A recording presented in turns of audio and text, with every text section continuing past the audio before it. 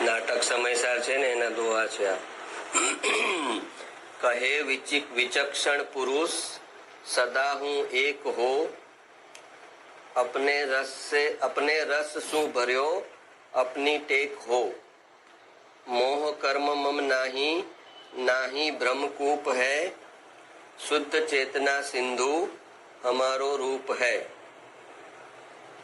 कहे विचक्षण पुरुष सदा हूँ एक हो। विचक्षण पुरुष એટલે જ્ઞાની। જ્ઞાની કે છે કે સદા હું એકરૂપ છું, એક જ છું, બે છું નહીં। દ્રવ્ય ને પર્યાય એમ તમે બે કરો છો એમ પણ હું બે નથી, હું એક છું। દ્રવ્ય ને પર્યાય ને એવા ભાગલા પાડ્યા છે એ આત્માનું સ્વરૂપ સમજાવવા માટે પાડ્યા છે, પણ જ્યાં અનુભવ છે ત્યાં એને જે ફિલિંગ છે એ છે કે હું એક છું। कहे विचक्षण पुरुष सदा हूँ एक हो, अपने रस सु भर्यो अपनी टेक हो। मारा ज्ञान अने आनंदना रसथी भरेलो छुं अने ई ज्ञान अने आनंदनी मर्यादामां ज रहेवुं ई मारी टेक छे ने एनी अंदर ज हूँ छुं, एनी बहार हूँ जतो नथी। मारा ज्ञान अने आनंदनी मर्यादामां रहूं छुं। अपने रस सु भर्यो अपनी टेक हो। ज्ञान आनंदनो रस भर्यो छे मारी अंदर અને એને જ હું માણું છું અને એની જ મર્યાદાની અંદર રહું છું। મોહ કર્મ મમ નાહી, નાહી બ્રહ્મકૂપ હૈ। મારી અંદર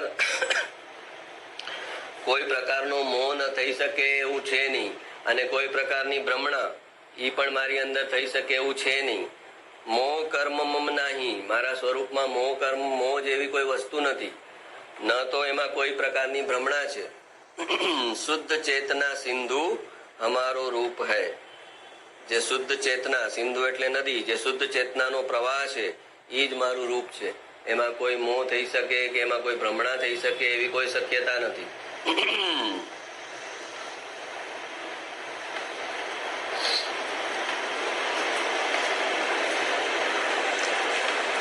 पछी छे भेद ज्ञान संवर जिन पायो, सो चेतन शिवरूप कहायो। जे जीवे भेद ज्ञान पूर्वक संवर कर्यो એટલે કર્મને અવતાર હોય કા।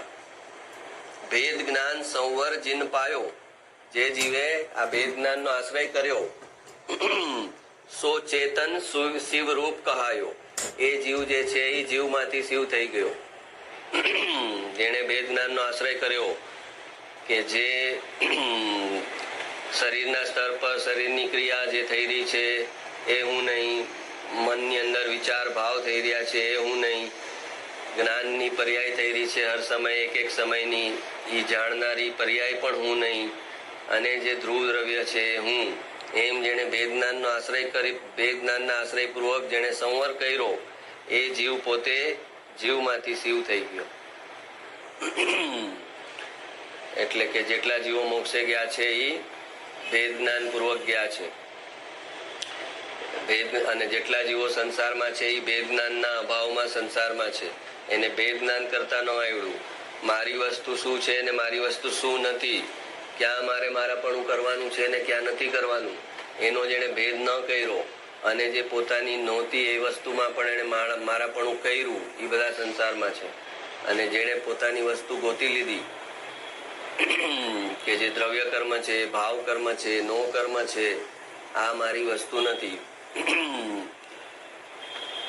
તો દ્રવ્ય કર્મ, ભાવ કર્મ, નો કર્મ થી ભિન્ન અને એક સમયની પર્યાયથી ભિન્ન જે ત્રિકાળી સ્વરૂપ છે એ હું છું, એમ જેણે ભેદજ્ઞાન પૂર્વક એ ધ્રુવ દ્રવ્યમાં આશ્રય કર્યો એ બધા જીવમાંથી શિવ થઈ ગયા, એટલે કે મોક્ષે ગયા। ભેદ જ્ઞાન જીન કે ઘર નાહી, જેને ભેદ જ્ઞાન કરતા ન આવડ્યું, જેણે ભેદ જ્ઞાન ન કર્યું અને બધી જગ્યાએ ભેળસેળ કરી નાખી, દ્રવ્ય કર્મમાં એકત્વ, ભાવ કર્મમાં એકત્વ, નો કર્મ એટલે બહારના સંયોગો બધા એમાં એકત્વ, એ જેણે કર્યું, ભેદ જ્ઞાન જીન કે ઘર નાહી, તે જડ જીવ બંધે ઘર માહી। તે જીવ જે છે એ જળ સાથે બંધાઈ જાય છે, એટલે કે એના શરીરની અંદર એને જન્મ મરણ કરવા માટે આવવું પડે છે।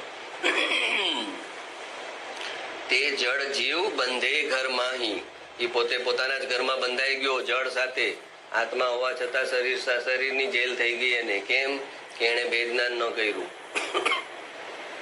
શરીરમાં એકત્વ કર્યું, રાગના પરિણામ થયા એમાં એકત્વ કર્યું, આ મને થયા, આ મારા અને મને થયા એમાં એકત્વ કર્યું, તો પછી કે છે કે એને જન્મ મરણ નો અંત ન આવ્યો.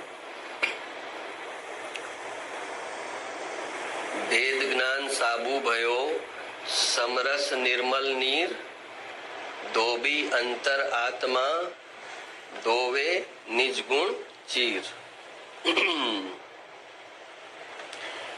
કે છે કે આ અંતરાત્મા જે છે એ ધોબી સમાન છે. ધોબી કપડા ધોએ ને સાબુથી, એમ જે સાધક આ માર્ગમાં આગળ ચાલનારો જે સાધક છે, જે અંતરાત્મા છે, એ ધોબી છે.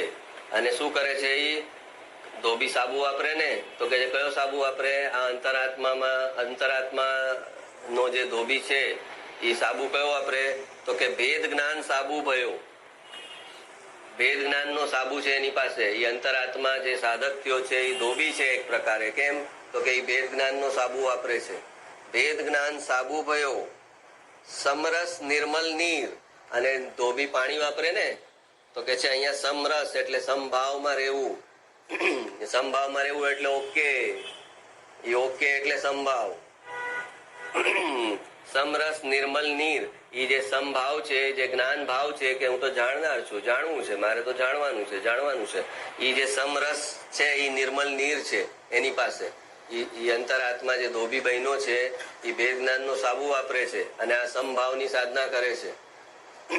સમભાવની સાધના કરે છે અને ભેદ જ્ઞાન કરતો જાય છે, ભેદ જ્ઞાન કરતો જાય છે. જે બી ઉદયમાં આવે છે એમાં સમભાવમાં રહે છે ભેદ જ્ઞાન પૂર્વક.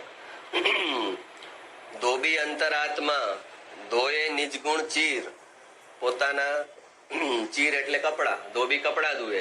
તો આ કયા કપડા ધુએ છે? તો કે નિજ ગુણ, પોતાના ગુણ જે મલિન પરિણમી રહ્યા છે એ બધા ગુણોને ધોએ છે. શેનાથી? તો કે ભેદ જ્ઞાન નો સાબુ વાપરે છે અને જે સમભાવનું પાણી છે, નિર્મળ નીર છે, એને વાપરે છે. અને એમ કરી ધોબી બની અને અહીંયા પોતાના બધા ગુણોને સાફ કરે છે અને મોક્ષે જાય છે. ભેદ જ્ઞાન સાબુ ભયો સમરસ નિર્મલ નીર, ધોબી અંતરાત્મા ધોવે નિજ ગુણ ચીર. ધોબી સાથે સરખાવ્યા છે સાધક ને, મોક્ષ ની સાધના કરનાર ને ધોબી કીધા. કે કેમ ધોબી કીધા? તો કે ભેદ જ્ઞાન નો સાબુ વાપરે છે. કાંઈ પણ થઈ ગયું એનાથી છૂટો જ રહે છે, કાંઈ પણ થઈ ગયું એનાથી છૂટો જ રહે છે. તો એ ભેદ જ્ઞાન છે સાબુ છે અને એ સમભાવ જાળવે છે, એનું નિર્મળ નીર છે. અને એ બેનો ઉપયોગ કરી અને પોતાના મલિન પરિણમી રહેલા ગુણોને એ ધોતો જાય છે. અને બધા ગુણોને, એમાં મેઇન તો શ્રદ્ધા ગુણને ધોવાનો જ, બાકીના કોઈ ગુણને ધોવાના નથી. શ્રદ્ધા ગુણ મલિન પરિણમે છે. જ્ઞાન ક્યારેય મલિન નથી પરિણમતું. જ્ઞાન તો જાણે જ છે, જ્ઞાનમાં કોઈ મલિનતા નથી.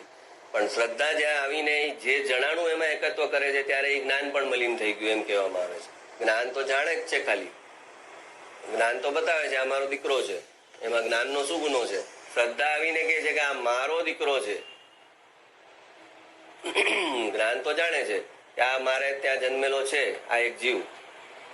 ત્યાં સુધી તો જ્ઞાનનું કામ છે કે બતાવે છે કે ભાઈ આ મારા નિમિત્તે, મારા ઘરમાં, મારા કુટુંબમાં, મારા ઋણાનુબંધ સાથે પૂર્વના આ જીવ આવ્યો છે. એ જ્ઞાન એમ બતાવે છે. પણ આ મારો એમ કરે છે એ શ્રદ્ધા કરે છે. જ્ઞાનનો કઈ વાંક નથી. જ્ઞાન તો બતાવે છે કે ભાઈ ઓલો બાજુવાળાનો છે ને આ તારો છે. એ તો જ્ઞાન કે ભાઈ તો હું તો બતાવું ને ભાઈ, બાજુવાળાનો છોકરો, તારો છે. એ જ્ઞાન તો એમ બતાવે છે ખાલી. પણ એમાં શ્રદ્ધા જે આસક્તિ પૂર્વક એની જે પકડ કરે છે એ ત્યાં આગળ દોષ છે. જાણવામાં દોષ નથી, પણ જે જણાણું એને મારું કહી લીધું, આ મારું છે, અને એના પર પકડ કરી લીધી, એ ત્યાં આગળ દોષ છે.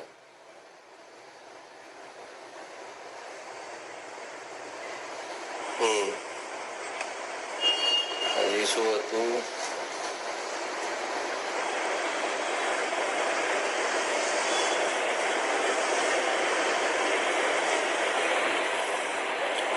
હજી છે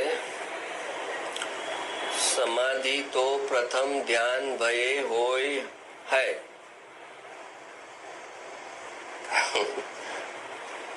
સમાધિ તો પ્રથમ ધ્યાન ભયે હોય હે. તો કે છે કે સમાધિ તો જ થઈ શકે કે જો ધ્યાન લાગતું હોય. ધ્યાન વગર સમાધિ ન થઈ શકે. સમાધિ તો પ્રથમ ધ્યાન ભયે હોય હે, સો ધ્યાન એકાગ્ર ચિંતા નિરોધ ભયે હોય હે. તો કે ધ્યાન ક્યારે લાગે, સમાધિ ક્યારે લાગે? તો કે ધ્યાન લાગે તો પછી આગળ ઉપર સમાધિ લાગે. તો કે પણ ધ્યાન ક્યારે લાગે? તો કે સો ધ્યાન એકાગ્ર ચિંતા નિરોધ ભયે હોય હે. એટલે કે જે એક ધ્યાન ક્યારે લાગે? તો કે એકને અગ્રતા આપે, એકાગ્ર એકને અગ્રતા આપે એટલે એકને જ ઇમ્પોર્ટન્સ આપે, અને ચિંતા નિરોધ અને એને એકને ઇમ્પોર્ટન્સ આપવામાં જે બાકી બધું છે અવરોધ કરનારું એને નિરોધ કરે, એને અપોઝ કરે, એને ઇગ્નોર કરે. જેટલી આર્ત ધ્યાન થઈ રહ્યું છે, જે બધા એના વિષયો છે એને નિરોધ કરે. એકાગ્ર ચિંતા નિરોધ, એ ચિંતાને રોકે અને અંદર આત્મામાં એકાગ્રતા કરે, ત્યારે ધ્યાન લાગે. સો ધ્યાન એકાગ્ર ચિંતા નિરોધ ભય હોય હે. તો કે સો ચિંતા નિરોધ, પણ એ ચિંતાને નિરોધ કરવો છે એ શેનાથી થાય? તો કે જે સો ચિંતા નિરોધ રાગ દ્વેષ કે મીટે હોય હે. એ જે ચિંતા, જ્યાં સુધી ચિંતાને મટાવી છે તો કેવી રીતે મટશે? તો કે જ્યાં સુધી રાગ દ્વેષ છે એને, ત્યાં સુધી તો ચિંતા મટી ન શકે. રાગ દ્વેષ છે ત્યાં સુધી તો ચિંતા એને રહેવાની જ છે. હા, તો કે છે કે તો રાગ દ્વેષ ક્યારે મટે? સો રાગ દ્વેષ ઇષ્ટ અનિષ્ટ સમાગમ મીટે હે. તો કે રાગ દ્વેષ ક્યારે મટે? તો કે આ અનુકૂળ છે અને મને આ પ્રતિકૂળ છે, એવું જે એનું ઇન્ટરપ્રિટેશન ચાલે છે, આ અનુકૂળ આ પ્રતિકૂળ, આ અનુકૂળ આ પ્રતિકૂળ, એ કરવાનું બંધ કરી દે કે મને જ્ઞાનમાં કઈ અનુકૂળ કે પ્રતિકૂળ છે જ નહીં. મારું જ્ઞાન, મારે સ્વસંવેદન વાળું મારું જ્ઞાન ખાલી જ્ઞાનને જ અનુભવે છે. જ્ઞાન બીજા કોઈનું વેદન કરી શકે એમ જ નથી. તો આ મને અનુકૂળ છે ને આ મને પ્રતિકૂળ છે, એ બંધ થાય તો રાગદ્વેષ બંધ થાય, રાગદ્વેષ બંધ થાય તો ચિંતા બંધ થાય, ચિંતા બંધ થાય તો ધ્યાન લાગે, અને ધ્યાન લાગે તો સમાધિ લાગે. આખી પ્રોસેસ બતાવી છે કે શરૂ ક્યાંથી કરવાનું. તો ઉપરથી બતાવ્યું છે, શરૂ કરવાનું છે નીચેથી. તો ક્યાંથી?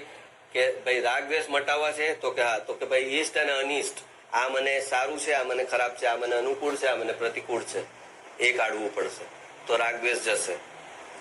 તો કે રાગદ્વેષ જશે એટલે શું થશે? તો કે પછી એને કારણે ચિંતા નહીં થાય. રાગદ્વેષ જશે તો ચિંતા નથી મને, તો ચિંતા નહીં થાય તો શું થશે? તો કે એકાગ્રતા થશે, ધ્યાન થશે. ધ્યાન થશે તો શું થશે? તો કે સમાધિ લાગશે. આ સમાધિથી સ્ટાર્ટ કર્યું છે અને નીચે સુધી બતાવ્યું છે.